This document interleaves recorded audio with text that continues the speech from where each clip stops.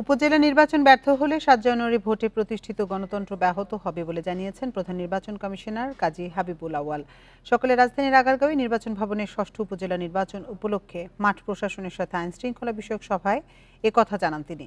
CEC বলেন, নির্বাচনের মাধ্যমে এই দেশে গণতন্ত্র প্রতিষ্ঠা করা যাবে, যে কোনো মূল্যে নির্বাচন সুষ্ঠু করতে হবে। উপজেলা নির্বাচনে যেন কোনো সহিংসতা না হয় সে বিষয়ে খেয়াল রাখতে হবে। পরে সভায় এ সংক্রান্ত নানা নির্দেশনা দেন প্রধান নির্বাচন কমিশনার।